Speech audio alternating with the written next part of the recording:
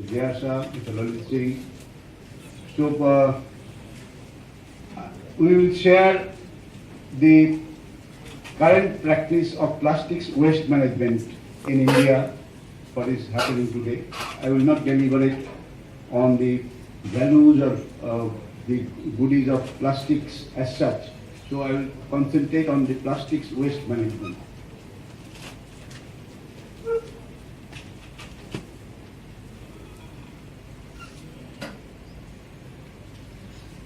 See how much plastics to generate the waste. This is the current figure in Plastic India document, you will get it. Total consumption of plastics has been shown at 11 million ton. That includes the recycled plastics also. And out of that, how much is the plastic waste? Not only the waste which requires attention for its management.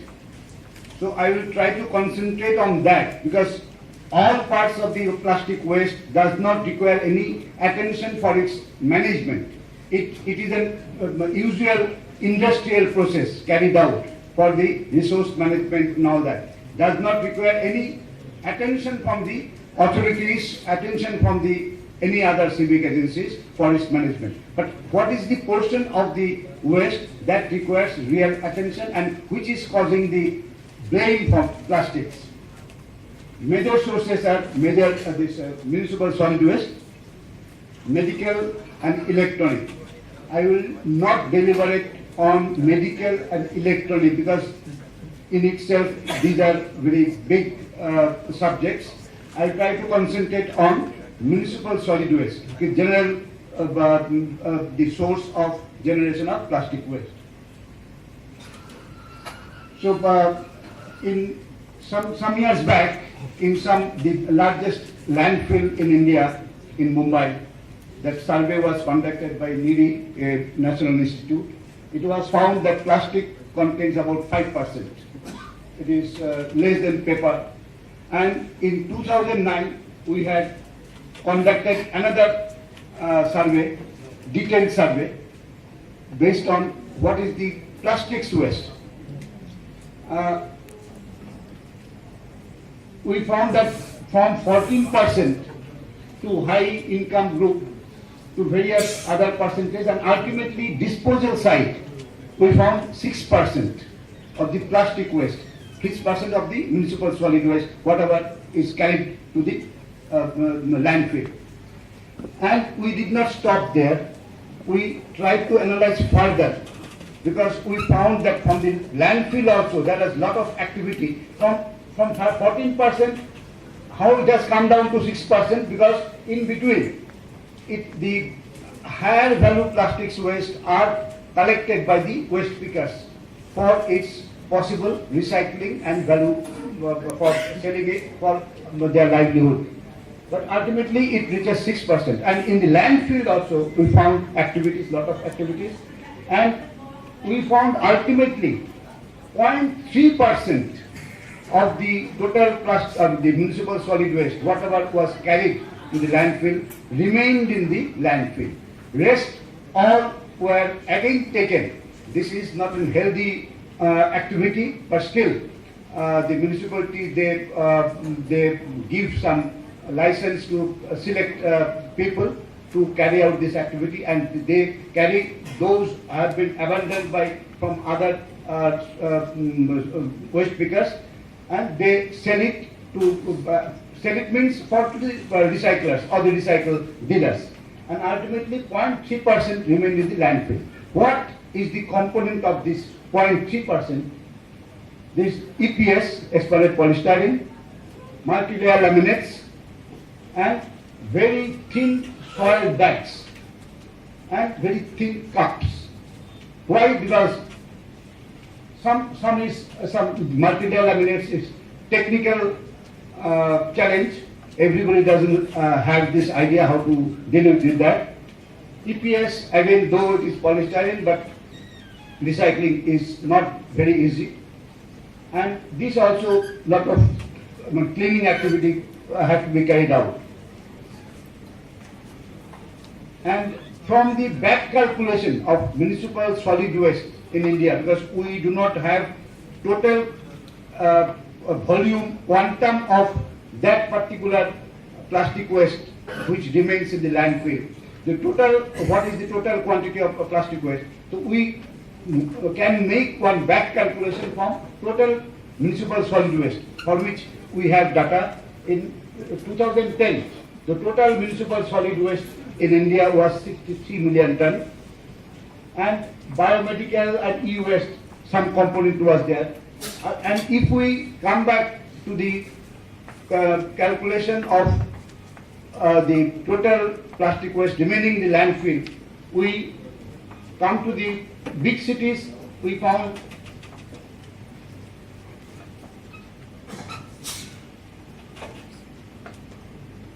big cities. We found that 5 to 8% is the total the plastic waste. Smaller cities 1 to 2%. And by applying that particular back calculation methodology, we find the practical estimate is less than 1 million ton. From the about 8 to 9 million ton of virgin plastic production, coupled with recycled plastics, 11 million ton. The ultimate practical estimate of plastic waste which needs the attention for its management is less than 1 million ton. And PET bottle, of course, this is a organized sector. We know the actual quantum. The total consumption of bottle, PET bottle is about 0.6, we call it 6 lakh tons. And remaining in circulation is 1 lakh ton. And recycled is 4 lakh ton, 0.4 million ton. And this 1 lakh ton, 0.1 million ton remains in the waste stream, not because that there is no recycler wanting to get it, because of it remains in the terrain, inaccessible terrain and all that. But if it was available, this 1 million ton also would have been collected. So PET bottle, we say about 100%. We have one figure. Present activities, we give the total recycling figure in India. This recycling means 4 million ton is recycled. That includes the industrial waste also. Those industrial waste part does not, that is apart from the plastic waste management, outside the plastic waste management purview. This will go on. The nearly 100% recycling of rigid plastics waste. If we don't find any rigid plastics waste lying on the roadside or goes to the landfill. About 100% we can claim is recycled, except this same thing. EPS, one-time use small cups and whatever means multi-layer laminates. That is of course flexible, not rigid. And 70% of 0.6 million ton PET I have already discussed. The waste management, we try to concentrate on total waste management. But if we act only on plastic waste management, that is not the practical way. We said dry waste management. How we are doing it? So in some area, this model project has been going on in Mumbai for last about 12-13 years. So there are Mumbai Municipality Corporation helps getting the waste collected from dry waste collected from the various societies, and ultimately they segregate it, all the dry waste, and they ultimately sell it. And what is the quantum of it, and how the corporation helps us. Corporation helps give the space, sheds, and collection vehicles, and waste pickers collects the dry waste and bring it to the segregated area, and they store in these secured sheds, and segregated waste is sold to the waste dealers. Minor quantity of some material which they find they cannot sell goes to the landfill, unfortunately, but there are ways, technologies available. These quantity also will not go to the landfill in the future. See, in 2013, about about 100 waste pickers. They collected about 2,000 metric tons of dry waste and they sold it at rupees 1.1 crore, earning more than 9,000 rupees per head per rack picker. This is a good analysis, and we found last year, 2014, the figure went up to 3,000 metric tons of dry waste, and they could earn 1.8 crore rupees. This figure we had shown to the Bombay municipality authorities, and they are now, and we have been telling in all industry, we had gone to the Mumbai municipality authorities, why don't you replicate in the whole city? So this is happening now. This will happen in near future if all the dry waste is separated at the source. This has enormous value and it will directly go to the recycler. So this is happening. This should happen in some parts of the country. It is already happening, but it is not happening in entire country, which is required. And government also is supporting this awareness program. Technologies, see, as we know, this ISO, this recycling. Now, there is a term that this plastic is not recyclable, the other plastic is not recyclable. We always tell to the authority that plastics are 100% recyclable. We have another chart. So, plastics are 100% recyclable, including thermosets also, in one way or other.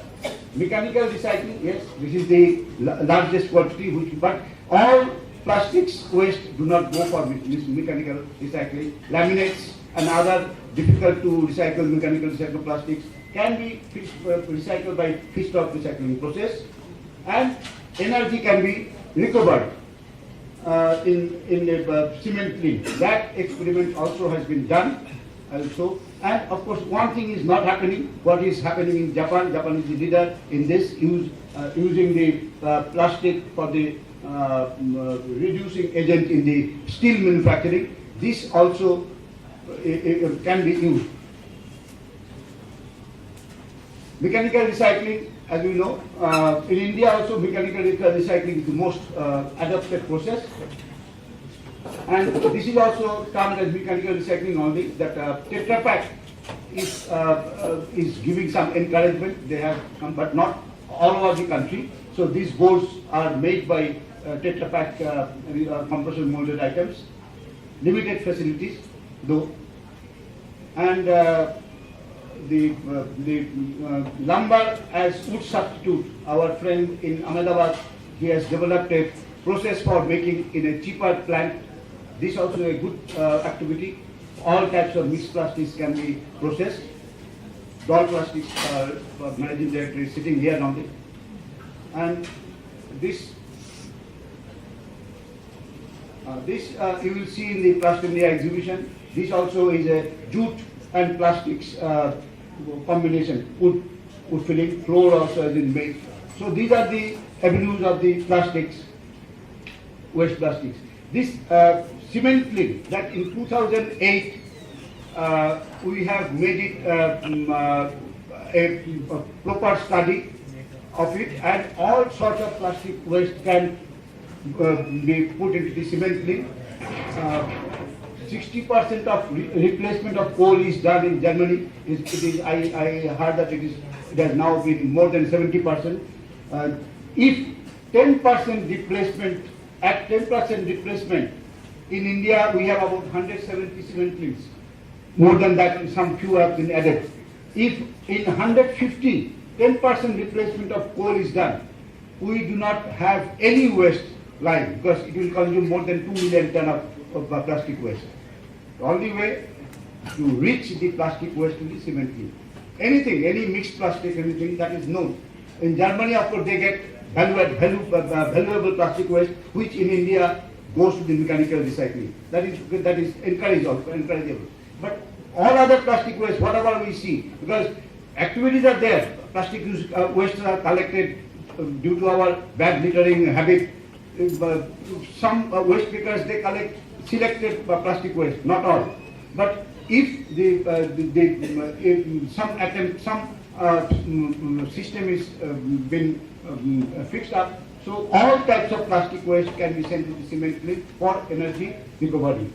Because energy recovery in polyethylene, polypropylene, they have more energy than coal. For practically, in practical, for every metric ton of coal, they require maximum 650 kgs of plastic waste. This can be need not be cleaned. This can be in some parts of the country. Central Pollution Control Board, of course, has given directive all the state governments to use this facility wherever the cement plants are available. And this conversion to fuel, that is an interesting development in India. At present, there are about 3-4 Indian manufacturers who are facilitating, and some corporates also have started using this. In Bangalore, we know that largest telecom Infosys, they have already installed this plant, so they don't allow their electronic waste to go out. And civic bodies also are now showing interest to this, because this particular process can process the electronic waste also. And ICP and industry has taken lead. This is in Hyderabad. This is a continuous plant of 5 ton a day, and this is a small plant which ICP has taken initiative in establishing one of the locality in the center of capital of India, New Delhi. From that particular society, the New Motibagh colony, no waste goes to the landfill. That is a great achievement. There were 1,500 residents are there. This is a high-profile society, and from that society, no municipal solid waste go to the landfill. The rigid plastics go to the recyclers, and the flexible laminates of plastics, biscuit wrapper, chocolate wrapper, whatever was being sent to the landfill earlier, these are being treated here to get the LDO range of fuel, and food waste being composted, and green leaves waste also is converted into energy bricks. So from that particular society, no waste is going to the landfill. This is the concept has been accepted by the highest authority, that decentralization of waste management process, which perhaps will help us to get rid of this waste management issue, including plastic waste management issue. And this is another plant. This particular plant has been purchased by Infosys in Bangalore. And this is the type of plastic waste, paper industry, paper laminates industry, huge quantity. They import this type of paper laminates for getting the paper, but they were not knowing what to do with the plastics, because these plastics have got enrichment of the paper, so it doesn't go to the normal extruder for recycling. And earlier, this was the fuel for the brick kilns, which is not allowed by the Pollution Control Board, because open burning in brick kiln makes pollution miserable. So when the Pollution Control Board became more active, they had to make this plastic waste like this hillocks. So then we interacted with them. Then now this has been solved. They either this waste goes to the cement kiln if it is nearby, or it goes to the fuel pyrolysis plant. In Hyderabad, it is going to the pyrolysis plant, and in this part of the country, Gujarat and all that, this is going to the cement kiln. So road, that also is a development done in India. It started from Tamil Nadu state, then Delhi government, some government laboratory did it, and we had also publicized it. This road, all types of flexible waste, including the laminated waste, can be mixed proportionately to make the roads to the benefit of everybody. In Mumbai also, a road has been made about 5 years back, which is still pothole free. And the advantage is, the 15% replacement of bitumen. Bitumen is costlier. Bitumen cost is about 40 rupees, and this lot of plastic waste we get at about 20 rupees. And for 1 kilometer long, 7 feet wide road, 1 metric ton of plastic waste is used with 9 metric ton of bitumen. Earlier, normal practice, 10 metric ton of bitumen is required. So we have replaced 1 metric ton of bitumen with 1 metric ton of plastic waste. And this way, there are a lot of benefits to this. But more than 15% cannot be mixed because that the marginal value strength reduces. So government regulations. As per the Municipal Solid Waste Rule 2000 in India, segregation at source is a mandatory, but not implemented appropriately. And in new rule, regulation in 2011, important element was put into it, responsibility of the manufacturer as a part of their social responsibility, mandatory for taking part in the setting up plastic waste collection center. But to our dismay, we note that this particular clause, their authorities have not yet utilized. Otherwise, we are still pursuing. Add on today, I will give one example. Toothpaste manufacturers, international giants, and very big companies were making. They are selling the toothpaste. What happens when it is thrown? Nothing is done. It is lying on the roadside or goes to landfill. And there is no, as on today, there is no cooperation from any of the manufacturers. As per this rule, this is not done. So we are trying to make the rules more and more strict and implement it properly so that this sort of waste also can be either put into fuel conversion, pyrolysis, or cement kiln. Better in pyrolysis process because we will get back the aluminium, a layer of aluminium also can be retrieved from that process. But in the cement kiln, that will not be possible. So this is required. And for this reason, I have not included the legal part of it. Mr. J.R. Shah reminded me legal part of it. Legal part of it, I had the opportunity to be there in some legal sessions with the Chief Justice of India, Chief Justice of various states. They have tremendous negative attitude towards plastics due to plastic bags.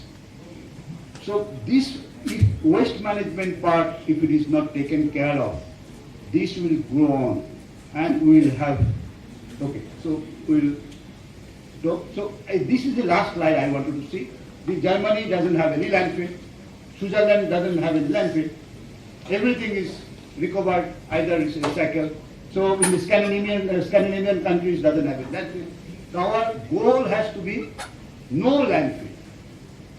It's possible, East European country, of course, like India only, but in the developed European countries, no landfill.